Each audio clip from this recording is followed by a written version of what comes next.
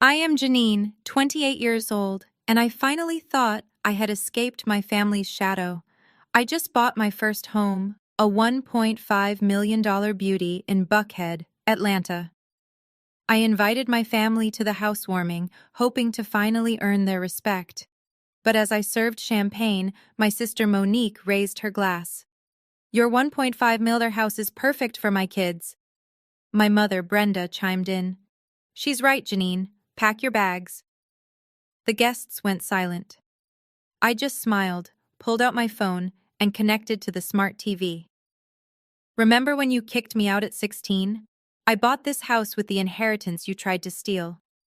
Before I continue this story, let me know where you are watching from in the comments below. Hit like and subscribe if you have ever had to fight for what is rightfully yours. The party was in full swing. My colleagues from the firm, other forensic accountants who understood my obsession with detail, were mingling on the marble patio. The Atlanta skyline glittered against the twilight. I felt a surge of pride. After 12 years of struggle, sleeping in shelters, and working 3 jobs to get through college, I had built this. I had earned this. My friend Sarah, who'd been my roommate in those early, broke years, clinked her glass against mine. You did it, Janine. This house is breathtaking. You deserve every bit of it. I was about to thank her when the doorbell chimed, an hour and 15 minutes late. My stomach tightened. It was them. My mother, Brenda, swept in first. She was draped in a designer coat that screamed old money, which was hilarious, because I knew from my own private investigations that she was drowning in credit card debt. My father, James, followed silently behind her, already looking uncomfortable. Then came my sister Monique and her husband Chad. Monique immediately scanned the room, her eyes narrowed in that familiar way, calculating, comparing, and judging. Janine, darling. Brenda kissed the air beside my cheek, her voice loud enough for everyone in the foyer to hear. My goodness, you really spent every last dime on this place, didn't you? It's a lot. The smell of fresh paint is giving me a headache. I hope it's not toxic. I forced a smile, my muscles aching from the effort. Hi, Mom. Hi, Dad. I'm glad you could make it. Can I get you a drink? I tried to steer them toward the bar, but Monique was already on the move. She stalked into my living room and ran one perfectly manicured nail along the back of my new velvet sofa.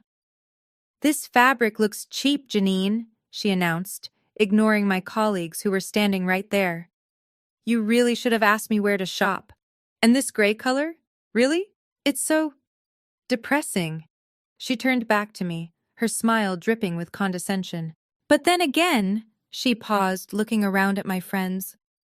How did you afford all this?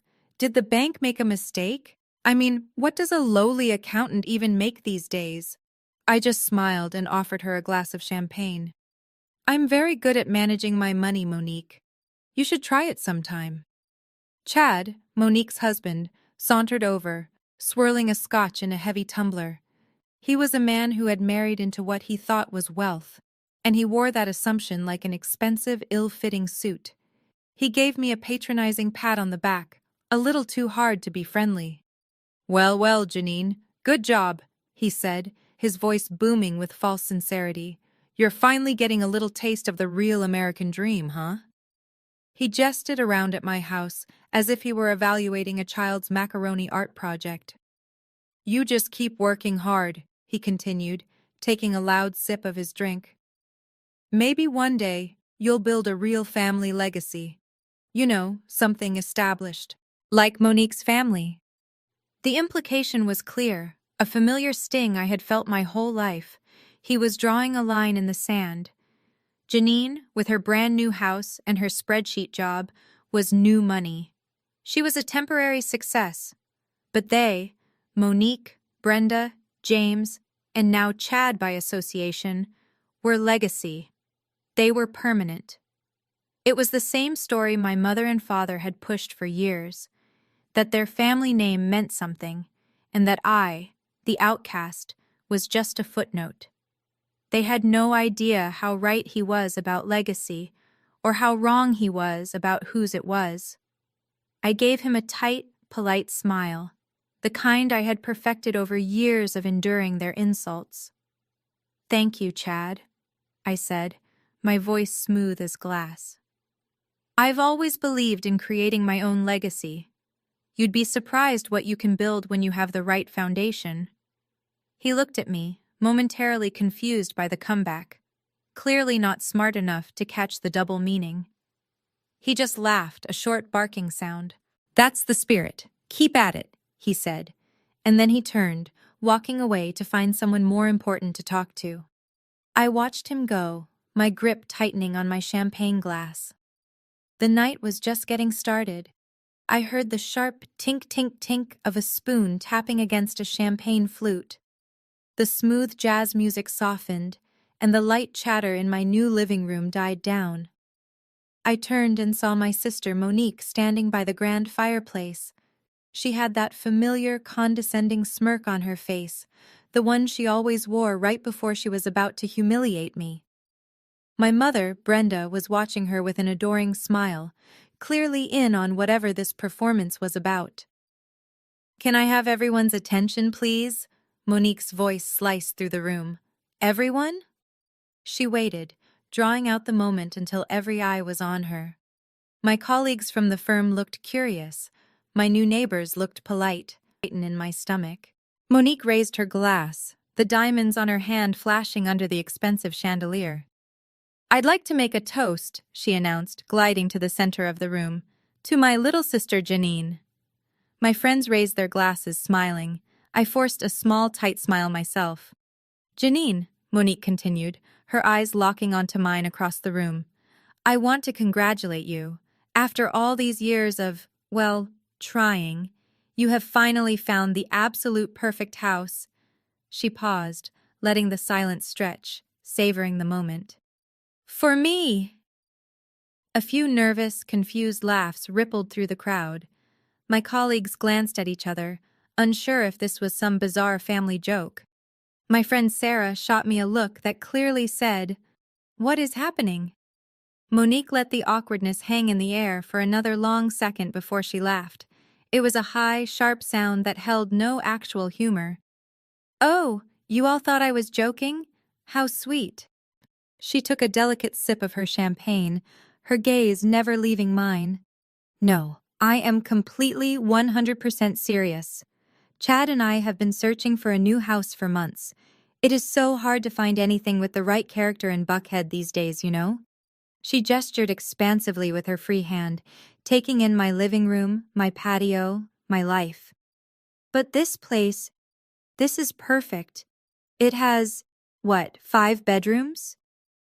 She didn't wait for an answer. "That's just enough space for our 2 children, Brayden and Michaela, and of course a live-in nanny. The yard is perfect for them." Then she turned her full attention to me. Her smile vanished, replaced by a look of practical, cold expectation, as if she were telling a subordinate to handle a minor inconvenience. "So Janine, it all works out perfectly. You can just pack up your things and move back to that tiny little apartment you were in. You're used to living alone anyway. It's much more you." I stared at my sister, my mind struggling to catch up with the sheer audacity of her words. The party guests were frozen, their polite smiles stuck in place, looking anywhere but at us. "Monique," I said, forcing a small, tight laugh. "You're joking, right? That's a really weird joke." "She is not joking." My mother's voice cut in, sharp and final. Brenda stepped forward, placing a protective hand on Monique's arm, as if I were the one attacking her. My mother looked around the room, her expression hardening into a mask of grim determination. "Monique is right, Janine. This is a family decision." "A family decision?" I repeated, the words tasting like ash.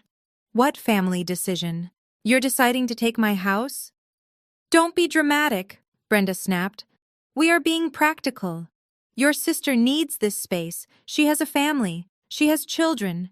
You are just one person. You can live anywhere. A small apartment is more than enough for you." She took a step closer to me, lowering her voice so only I and the few people nearby could hear. Besides, you owe this family, Janine. After all the embarrassment you've caused, this is the least you can do. Owe them?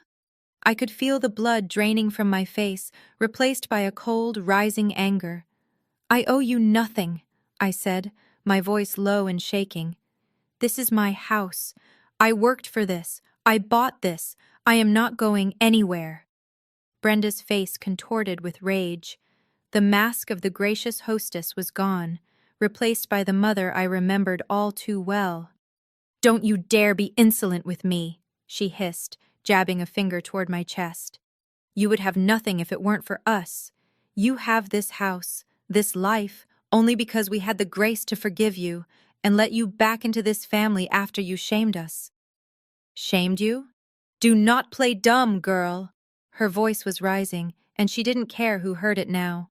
We gave you a second chance, and this is how you repay us? By being selfish? By hoarding this palace all to yourself when your sister is in need? I am telling you, as your mother, this is what is going to happen. You will be grateful, and you will pack your bags. I looked at my mother, her face flushed and ugly with that familiar righteous anger.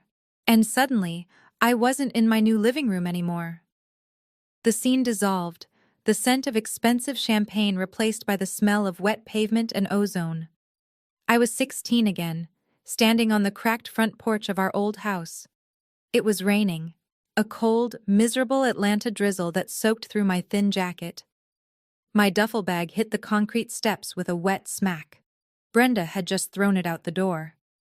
You are a disgrace to this family, she shrieked, her voice echoing in the quiet street. You are nothing but a source of shame. Get out. Get out and don't you ever come back. I remember looking past her, through the open door, and seeing Monique standing in the hallway. She wasn't crying for me. She was smirking. I stood there, 16 years old, with $50 in my pocket, and watched my mother slam the door in my face. I watched my sister's smiling face disappear behind the wood, and I stood there and cried in the rain. But now, 12 years later, the memory didn't make me cry. It didn't even make me flinch. As the past faded and my new multi-million-dollar living room came back into focus, I felt a strange, cold calm settle over me. The fear was gone. The shame was gone. All that was left was the truth. So I smiled. It wasn't a polite smile. It wasn't a sad smile. It was a slow, sharp, cold smile. The kind of smile a predator gives right before it closes its jaws. I saw my mother falter, her tirade stopping mid-word. She had expected tears. She had expected me to beg. She had not expected this. You know, Mom, I said, my voice suddenly light. You're absolutely right. The entire party held its breath. Brenda looked momentarily confused. I am? Yes, I said. This is a family matter, and you're right, I should be grateful, because I did buy this house with family money. The relief on my family's faces was immediate and disgusting.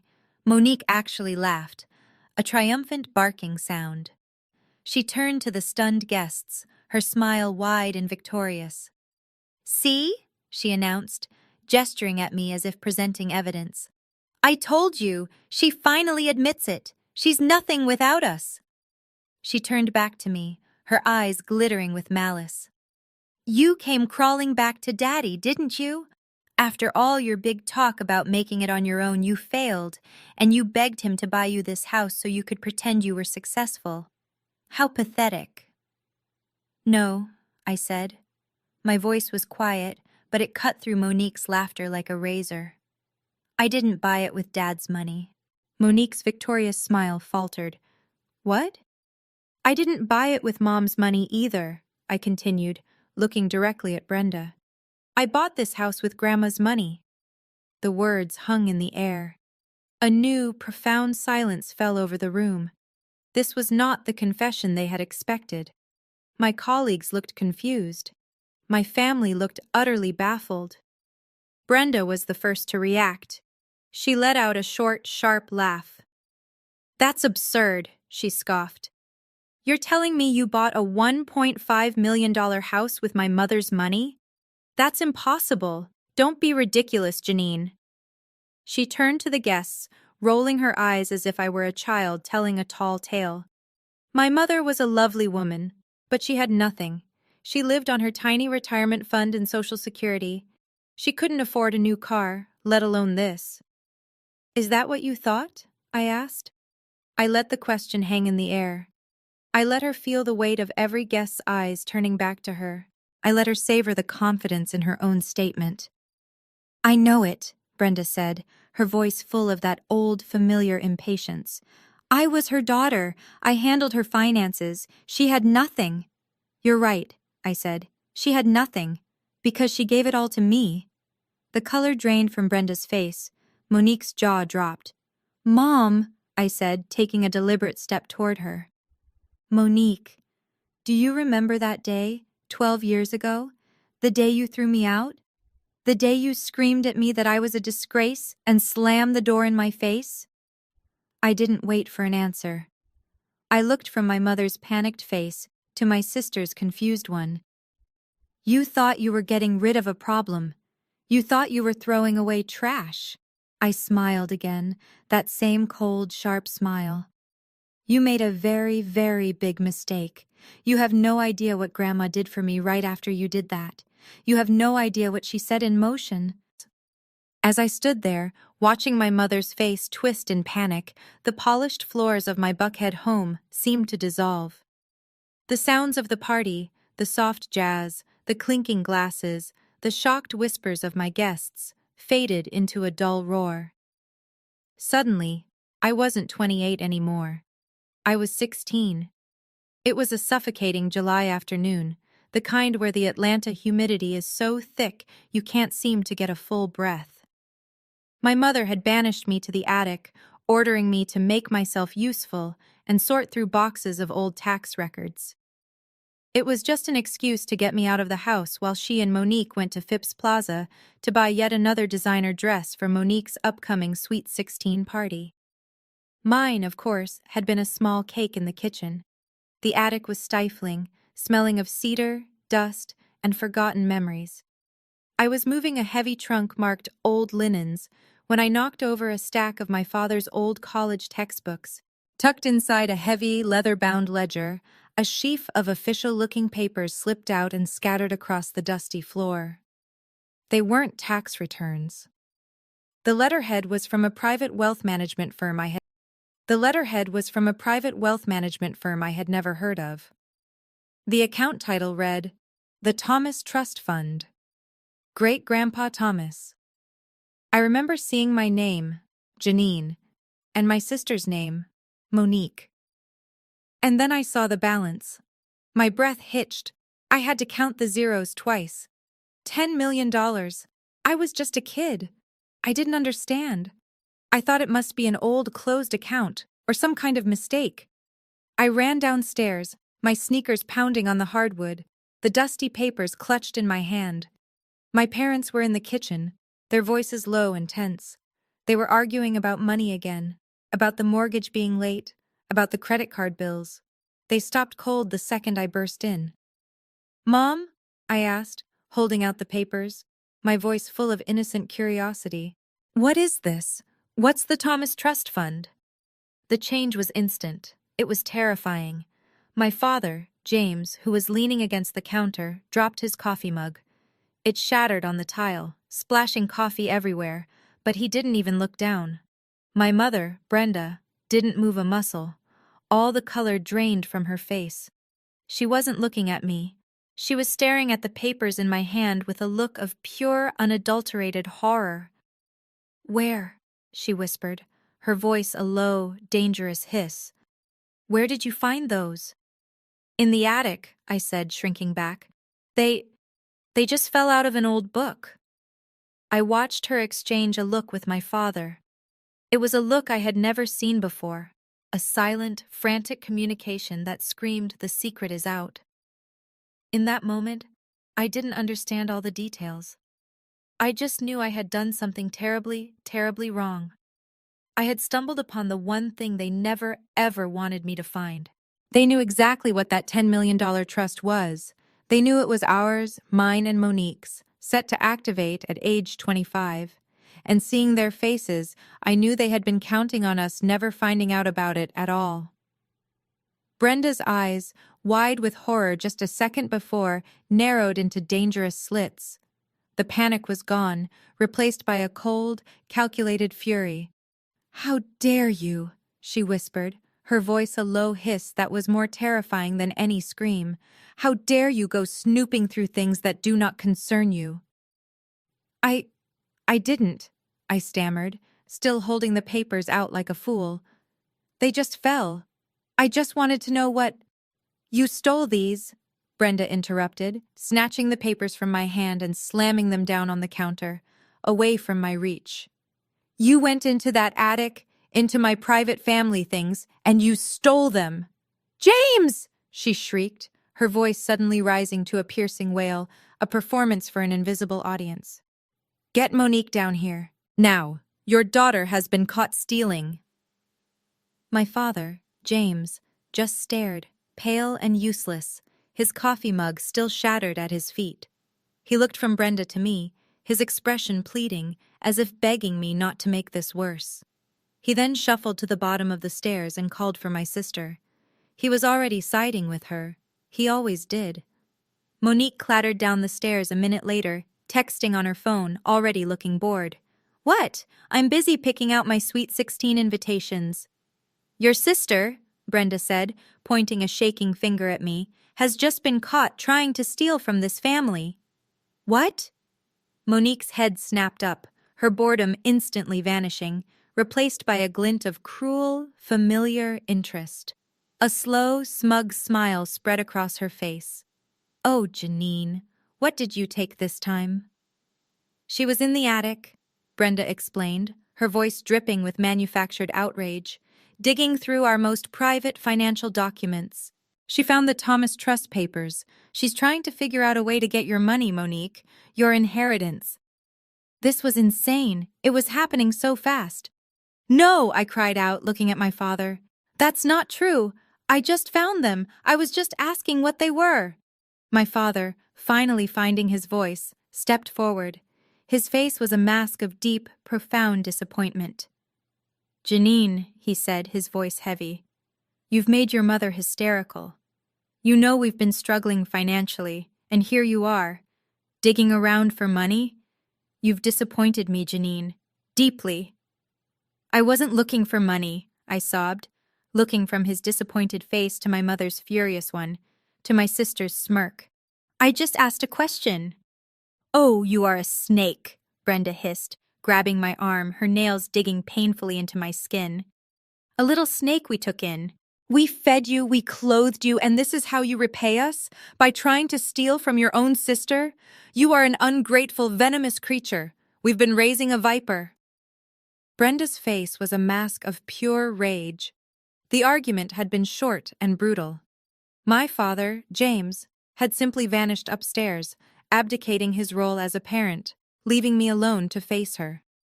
"You are not just a disappointment, Janine," Brenda spat. "You are a liability." She went to the hall closet, yanked out the old duffel bag I used for sleepovers, and stormed into my bedroom. I just stood there, frozen, in the kitchen. I heard drawers being ripped open, hangers scraping. A minute later she came back down the stairs and threw the bag at my feet. It was half-packed with random clothes. What are you doing?" I whispered. "I am cutting out the poison," she declared, her voice chillingly calm. She grabbed my arm, the same arm she'd dug her nails into earlier, and started dragging me toward the front door. "Mom, no, stop! Dad!" I screamed, but he didn't come. No one came. Brenda yanked the front door open and shoved me hard. I stumbled, catching my balance on the railing of the front porch. She threw my duffel bag out after me. It landed on the wet grass with a pathetic thud. "Get out!" she screamed, her voice echoing through our quiet, respectable neighborhood. "You are not my daughter anymore. I am done with you." I looked back, desperate, pleading. "Mom, please. It's raining. I have nowhere to go. And that's when I saw her. My sister, Monique. She was 18, leaning against the hallway wall, arms crossed, watching the entire scene with a lazy, satisfied smirk. She hadn't lifted a finger to help. She hadn't said a word in my defense. As I stood there, shivering on the porch, she just looked at me, her eyes dead and cold, and said, "Goodbye, freeloader. Don't forget to write." Then my mother, Brenda, slammed the front door in my face. The lock clicked. It was final. I stood there for I don't know how long, the cold rain soaking through my t-shirt. I was 16 years old.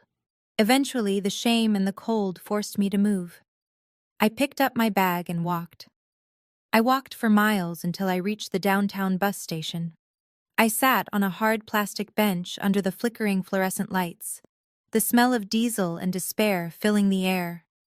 I reached into my pocket and pulled out the $50 I'd saved from babysitting. It was all I had in the world. As I sat there, surrounded by strangers, a new feeling pushed through the shock and the grief. It was anger. A cold, hard, clarifying anger. They hadn't just kicked me out. They had kicked me out to protect a lie.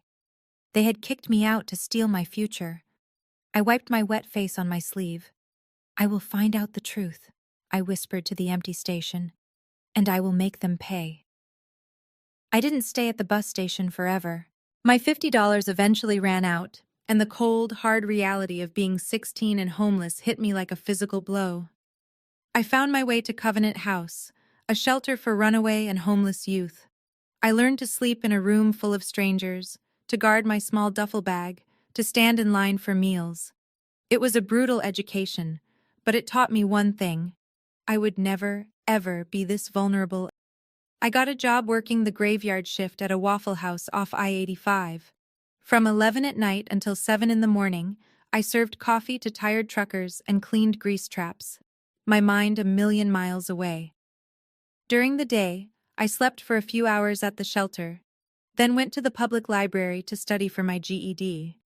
The smell of burnt coffee and bacon grease clung to me, but I didn't care. On my 30-minute breaks, I sat in a back booth, my head buried in a textbook, ignoring the snickers from the other waitresses. I passed my GED with high marks. I used my Waffle House paychecks, money I saved obsessively, hiding it in my sock, to pay the application fee for Atlanta Technical College. Community college was my escape route. I took a full load of classes during the day and worked the Waffle House shift at night. I was exhausted, running on caffeine and sheer, unadulterated rage. While other kids were going to prom, I was analyzing balance sheets. While Monique was posting photos from her spring break in Cancun, paid for, I now realized, by my great-grandfather's money, I was studying corporate law. After 2 years, I transferred to Georgia State University. When it came time to declare my major, I didn't hesitate. I didn't choose regular accounting. I didn't choose business. I chose the most aggressive investigative field I could find, forensic accounting. My academic advisor was confused. "It's a very specialized field, Janine. Usually people go into it after years in auditing. Are you sure?" "I'm sure," I told him, my voice flat and certain. I remembered my mother's face when I'd asked about the trust fund. I remembered my father's complicit silence. I remembered Monique's smirk. I didn't say it out loud, but the thought was a burning coal in my stomach. They're good at hiding money. I'm going to be better at finding it. I graduated from Georgia State with honors, my name called to an empty auditorium as I was working a double shift at the diner to pay my rent. I landed a job at a small, respectable accounting firm downtown. I was good at my job. I was quiet, meticulous, and thorough. I was still broke, living in a tiny studio apartment and driving a 15-year-old car. But I was independent. I owed nothing to anyone. Then came my 25th birthday. It was a Tuesday. I spent the day deep in an audit for a construction client. I worked late, grabbed takeout, and came home to my empty apartment.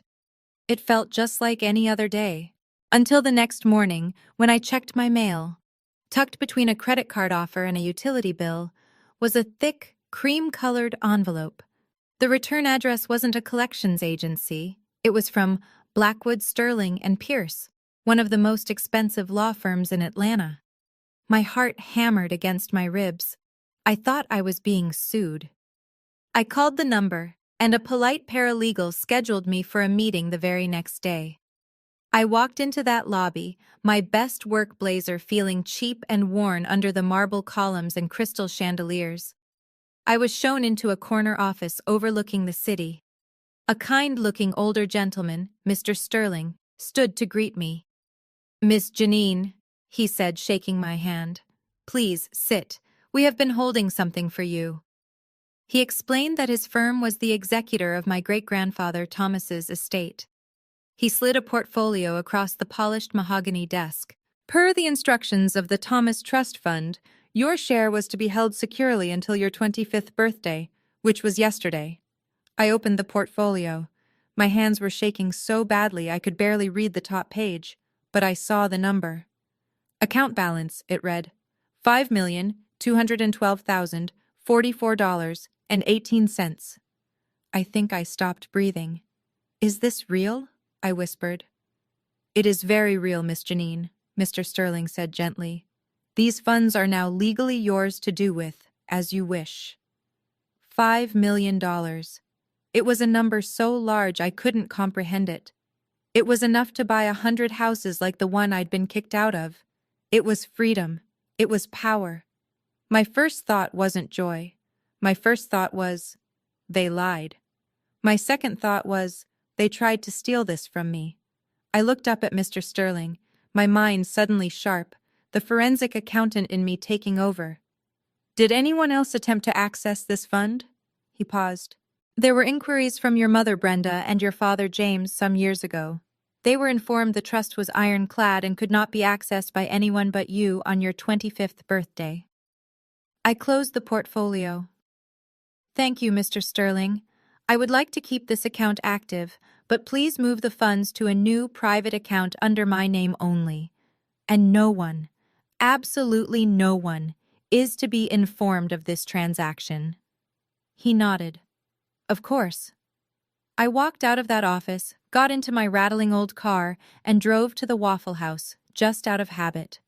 I sat in a booth, ordered a coffee, and stared at the portfolio. $5 million.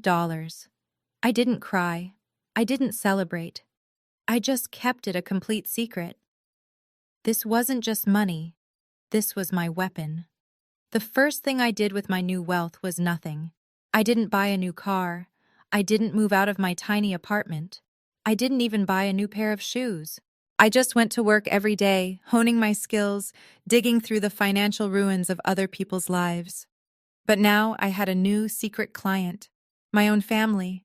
My forensic accounting skills weren't just for my 9-to-5 job anymore. They were for me. My first target was Monique. I knew she had turned 25 2 years before I did. If my trust activated, hers must have as well. It took me less than a week, using legal databases and public records to find the truth. She had received her $5 million, just like I did. And just as I suspected, it was almost all gone. I followed the money trail. It was disgustingly easy. $300,000 on a down payment for a massive house they couldn't afford. Exotic car leases for both her and Chad. First-class trips to Dubai and Paris, all meticulously documented on Monique's Instagram, which I now viewed not as a sister but as an investigator. But the real bleeding was from Chad's investments. I uncovered a series of shell corporations he had set up. He had convinced Monique to pour nearly $3 million of her inheritance into guaranteed real estate ventures and crypto schemes.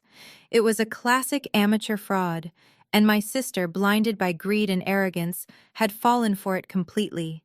The money was gone, washed through accounts that led nowhere. They were living on fumes, keeping up appearances with credit cards that were maxed out to the high 6 figures. Next, I looked into my parents, Brenda and James, the people who had thrown me out for stealing. The irony was so thick I almost choked on it. Their financial picture was a catastrophe. My father, James, had made a series of bad. Their financial picture was a catastrophe. My father, James, had made a series of bad business deals years ago, long before I was kicked out. They had taken out a second mortgage on the house, then a third. They were living entirely on loans, using their family legacy as collateral. They weren't just in debt, they were drowning, they were desperate. And desperate people, I knew from my job, do desperate, stupid, and criminal things. For 3 years, I just sat on that $5 million, letting it grow.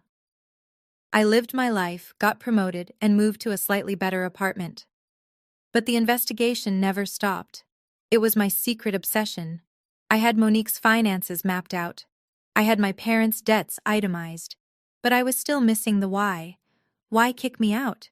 Why not just lie to me about the trust until I turned 25? The narrative they created, that I was a teenage thief, never felt right. The real answer came on a rainy Tuesday night. I was cross-referencing old court databases, a trick I'd learned at work for finding hidden assets. I wasn't even looking for anything specific. And then I found it. A petition filed in the Fulton County Court, dated 12 years ago. The petitioners, James and Brenda Wilson. The subject, Janine Wilson, a minor. My blood ran cold. I opened the scanned documents. It was a petition to have me, their 16-year-old daughter, declared legally estranged and missing. They were asking the court to grant them control over any and all assets held in my name, citing my volatile behavior and abandonment of the family home. Attached to the petition was a letter, a note, supposedly written by me. It was typed, full of dramatic teenage angst, saying I hated them, that I was running away to find my real life, and that I wanted nothing from them, ever. And at the bottom, a forged signature. My signature. It was a clumsy, childish forgery, one I recognized instantly. It was my mother's handwriting, trying to mimic mine. I looked at the date on the filing. It was 1 week after they threw me out. And suddenly the final, horrible piece of the puzzle clicked into place. The realization hit me so hard I felt the air leave my lungs. They didn't kick me out because I found the papers. That was just the excuse. They kicked me out in order to file this petition. They needed me to be gone. They needed to create the narrative that I was a runaway, that I was missing, so they could steal my inheritance before I was old enough to claim it. The accusations, the fight, my mother's rage, it was all a performance. A calculated criminal act to defraud their own child. I scrolled down to the next page. The judge's response. Petition denied. My great-grandfather, Thomas, had been smarter than all of them. The trust was ironclad. The judge noted that the benefactor had specifically included a clause protecting the funds from any third party, including parents, until my 25th birthday. They had failed. They had failed only because a dead man had anticipated their greed. I leaned back in my chair, the room spinning. The betrayal was so much deeper than I ever knew. They hadn't just abandoned me. They had orchestrated my entire downfall. Brenda actually laughed. It was a loud, sharp, dismissive sound designed to regain control of the room. She turned to our stunned guests, performing for them. You see? This is what I mean. Delusional. My mother? She said, turning back to me, her voice dripping with pity. Your grandmother? Janine, I handled my mother's finances after your grandfather died. The woman lived on Social Security and a tiny retirement fund. I know for a fact the balance of her entire estate was $20,000. She couldn't afford a new car, let alone this. You are lying. It's pathetic. I just held her gaze. You're right, Mom. You're talking about Grandma. I'm not. The smugness on her face faltered, replaced by a flicker of confusion. What? I'm not talking about Grandma, I repeated, my voice steady and clear. I'm talking about her father, my great-grandfather, Thomas, the man you and Dad always referred to as the old railroad man, the man who set up the Thomas Trust Fund back in 1958. I watched my mother's face. The name, The name hit her. She went pale. My father, James, who had been silent, looked up, his eyes wide with panic. The trust fund, I continued, that he funded with his railroad and steel stocks, the one that sat quietly growing for over half a century, the one he left directly to his granddaughters, the $10 million trust. The words $10 million dropped into the room like a bomb. It wasn't my mother who spoke first. It was Chad, my arrogant, condescending white brother-in-law. He whipped his head toward Brenda, his face pale and contorted with a rage I had never seen. What did she just say? 10 million? His voice was a low growl. Brenda, you told Monique and me the trust was 1 million. You lied to me. Monique, who had been enjoying the spectacle, looked frantic. She grabbed Brenda's arm, her nails digging in. Mom, what is he talking about? What is she talking about?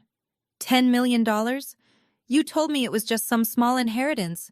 You told me it was just mine. 10 million? My mother looked like a cornered animal. She looked from Chad's furious face to Monique's desperate one. Her eyes darted to my father, who just stared at the floor, offering no help. Her carefully constructed world, her image of the wealthy, in-control matriarch, was shattering right in front of her dinner guests. I let the chaos swell for a moment. I watched Chad grab Brenda's arm, demanding answers. I watched Monique's eyes dart between me and her mother, the gears of her mind spinning, finally realizing she had been lied to. My father, James, just slumped against the wall, looking like a man who had just seen a ghost. The entire party was silent, waiting for my next move. You're all very confused, I said, my voice cutting through the tension. Let me make it perfectly clear. I calmly walked over to my 85-inch smart TV, the one Monique had called tacky when she walked in. I tapped my phone and the screen instantly mirrored my display. The music stopped. A high-resolution scan of a legal document filled the screen. The title was clear for everyone to read. The Last Will and Testament of Thomas J. Wilson. This, I announced, is the Thomas Trust Fund, established in 1958, and if you look closely at Section 4, Paragraph 2, I zoomed in, and the text became large and undeniable. The total principal sum of $10 million, plus accrued interest, shall be divided